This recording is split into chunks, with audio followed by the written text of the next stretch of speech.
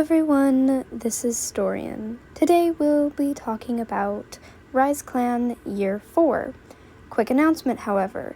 This audio is being filmed on the 4th of July, which means there will be a lot of background noise, most of which including fireworks. If you're wondering why I didn't film it on a different day, that's because where I live, my neighbors are insane, and this will be going on for the next 5 to 6 business days. And every time I tried to record this video beforehand, I forgot how to read or talk properly, and it just didn't turn out good. Also, to address something from last video, I decided not to draw a faded tail just because she didn't really make a contribution this year, and really, the only notes I have on her is about her death. She fell into a sinkhole and then was never seen again. And that's it. That's really no reason to draw her. I may make a post with a drawing of her later, but for now, there is no drawing for her. We'll just be hopping straight into the clan. We'll actually be starting with Bleak Path this year. She actually just announced that she will be having kittens. I'm super excited for this, but she spent most of the year actually fighting for her life. In the last video, I mentioned she had yellow cough, and shortly after the year started, she recovered, only for a few moons later to fall sick again. She announced that she was expecting kittens the same moon that she healed from her other sickness. She also retired this year.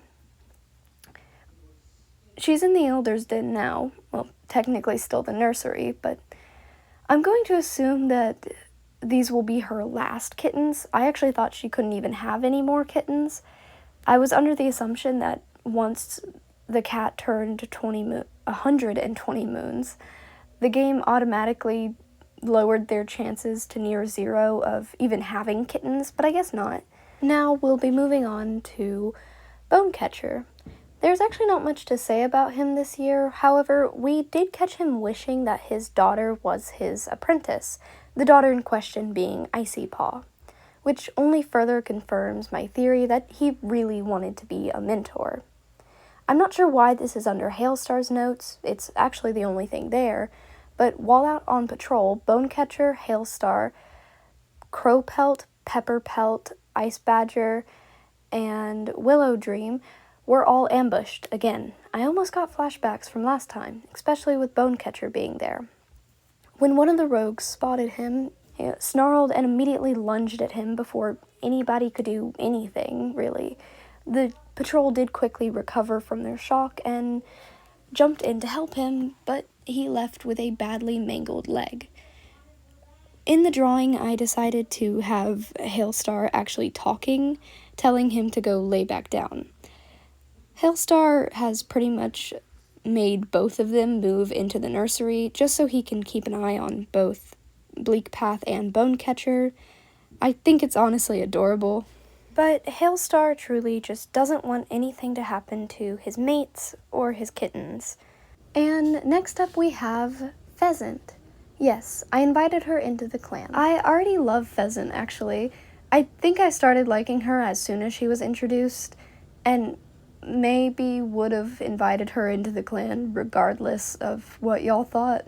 She was actually really surprised to have been sought out directly by the clan, and wasn't necessarily a stranger to living in groups. She did, however, admit to living in a group of rogues. She didn't know whether or not they were the ones who attacked the clan, at least not yet. She obviously did agree to join the clan, but not everybody was too fond of her at first. For example, Bonecatcher was finding her quite annoying to start off, but doesn't really seem to mind her now. While Burn was often spotted eavesdropping on Pheasant. Why, not so sure, but you may be wondering who these kittens are. The one in Pheasant's arms is Scorchkit, and the one seemingly admiring Ziggy is Rattlekit. They are both 5 moons old, while Scorchkit is a bully and an avid play fighter, His sister is noisy and interested in clan history. She was also born without a tail, but her brother makes sure that never upsets her. Despite his bullying nature, she's still his little sister. But these aren't Pheasant's biological kittens. They spent the first 4 moons of their lives with their mother in a 2-legged nest. Their mother was named Dapper. She led them to the clan's entrance one day and told them to wait for any cat to come by, and they did, all night.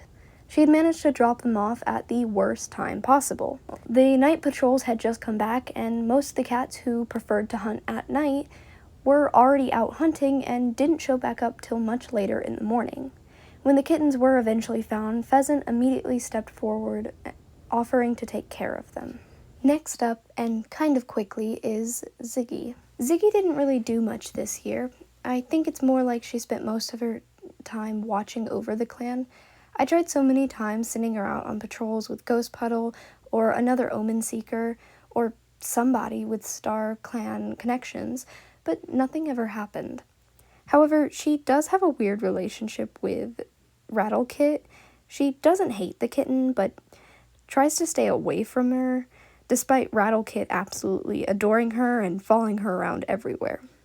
Also, I noticed that Pheasant and Ziggy look really similar, and I haven't quite decided whether or not to say they're siblings, but there is another loner rogue, I can't actually remember at the time, who we met year 1, who's actually around the age range to be their father, and he looks a lot like them.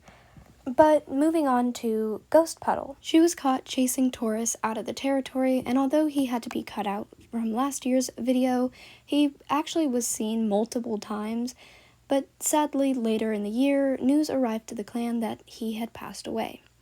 How exactly, the clan is still trying to figure out, trying to determine whether or not it's a threat to them. A few are actually mourning him, but not in the way they'd mourn a clan cat. And this is the point, again, in the year where she starts to worry me. She started randomly forgetting the names of herbs and fumbling in her work. The clan even noticed she stopped tearing apart the forget-me-not flowers, which sadly kind of lost their appeal because of it, though they're still blooming all over the camp. It's not even like Burnclaw and Dayshade are even still planting them. It's just they can't take control of them anymore. However, she thought about taking an apprentice this year, but when she looked around, she realized there were no kits, and at the time, none on the way. She realized she had lost her opportunity. She observed the warriors and realized that many of them would have been great medicine cats, and many of them wanted to be, but they were warriors now, and they loved what they did. The next 3 she-cats, actually, I already love. 2 of them are new faces. First is Cedarbrook. She was thrown out by her 2 legs and quickly found by a group of rogues. When they discovered her origin, they didn't want anything to do with her. They scratched her up a bit, but she managed to make it to the clan, mostly healed already. I actually have a theory that Cedarbrook may have actually known Pheasant when she showed up to the clan. I checked her relationship status, and it said they actually were very close. A little too close for somebody who had just met. Cedarbrook is 100 moons old, bloodthirsty, a fish-like swimmer, and a great hunter. I think the reason she was thrown out by her 2 legs could have been she attacked another kitty pet in the household, yearning for a fight that just wasn't there. And then we have Sunwing. Yes, you heard me, Wing. We have another contestant. I'm going to be completely honest, her name wasn't originally this, but I didn't choose Wing either. Her name was something complicated. I don't even have it written down on my notes, and frankly, I forgot it. I actually couldn't even say it. But we've established on this channel I really can't read, so that could have just been me. But I decided to randomize her name, and it ended up with Sunwing. I'm not sure if that technically disqualifies her from being part of the prophecy, since the game didn't actually give her the name, but in a way it did. I don't know. I'm just the writer. I don't make decisions. Sunwing is 99 moons old, just a little bit under Cedarbrook, ambitious, a good speaker, and a good teacher. She was found with yellow cough, and she told of her kitty pet home. When she heard the names of the clan cats, she loved them. The clan didn't really understand till a few other ex-kitty pets explained that some of the names did seem kind of strange to those who had never been out in the wild, but she decided she wanted a more clan-like name, and spouted off the first thing she thought of, much to the clan's shock and somewhat horror.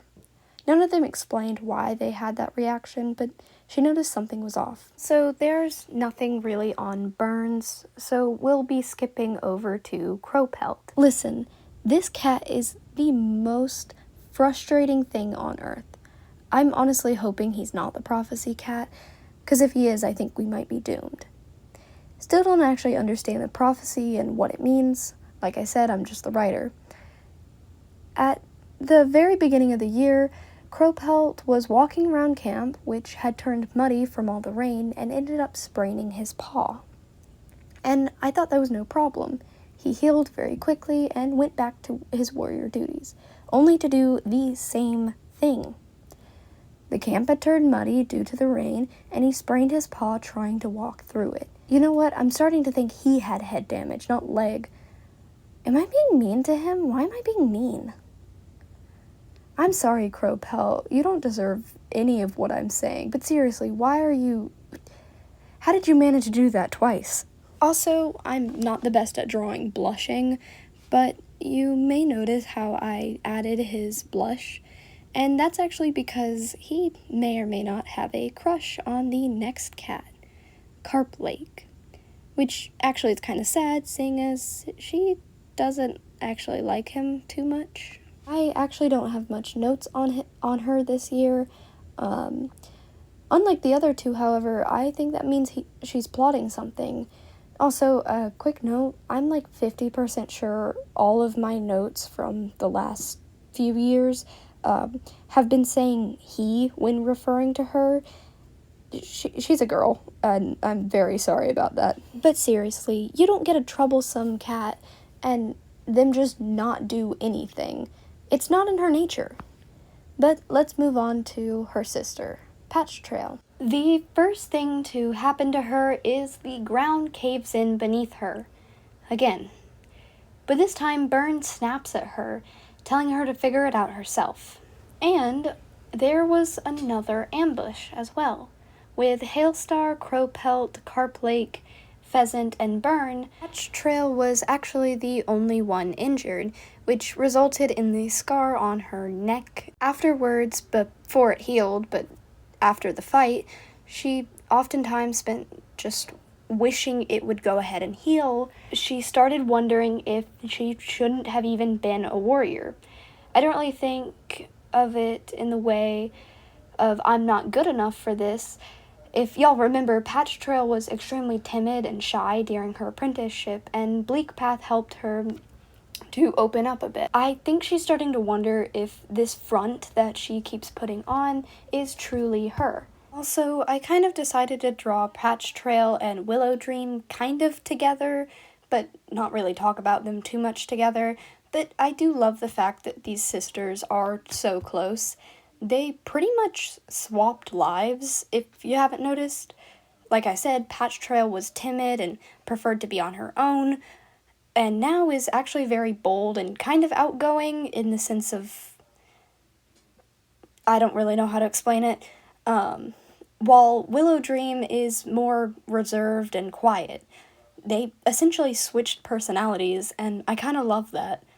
It brought them a lot closer together. But speaking of Willow Dream, she did something pretty awesome this year. While out training with Ziggy and Pheasant, the two decided to team up to see how Willow Dream would react to being outnumbered.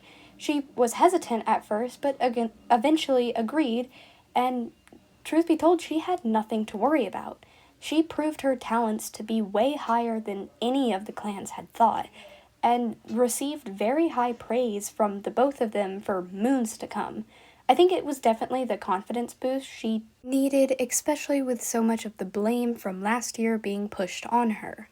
But next up is Pollen Fur. I honestly really feel for him. He was the last of his siblings to become a warrior, And I don't mean that in the sense of, well, he's technically the youngest, so he was called up last. No, it took him a whole extra 2 months to be named a warrior. That could be because when his siblings were named warriors, he was suffering through mild to severe heat strokes almost every day. He was still very happy for his siblings, but did grow pretty lonely in the apprentice den. And when he was training, Patch Trail noticed he seemed a bit off and seemed like he was looking for something. Truth be told, he didn't even know what he was looking for. And lastly, Ice Badger and Pepper Pelt. During the year, Pepper Pelt was named for her wisdom and was actually the one who found Cedar Brook. During her apprenticeship, however, she became even more insecure and a very good swimmer. Icy Badger, are you serious? Okay, I'm done. How do I remove this from the game? Why is every cat having the ground cave in beneath them? It's fine. We're so close to being done. Icy Badger had the ground cave in beneath her. The two were out with Cedar Brook and Carp Lake to go out hunting when they were both lured into a two-leg trap. Icy Badger and Pepper Pelt were then taken far away by Two Legs. This actually marks the change in something we'll be doing. Each time a cat is taken by Two Legs, or this will go for a few other events as well, there will be a consequence. For example, we'll talk about Icy Badger, the only of the two to have been found so far.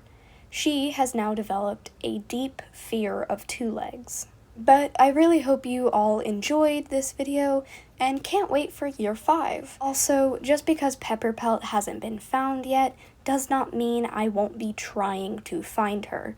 Hopefully she'll be back next year. But seriously, I hope you all enjoyed, and to see y'all next time.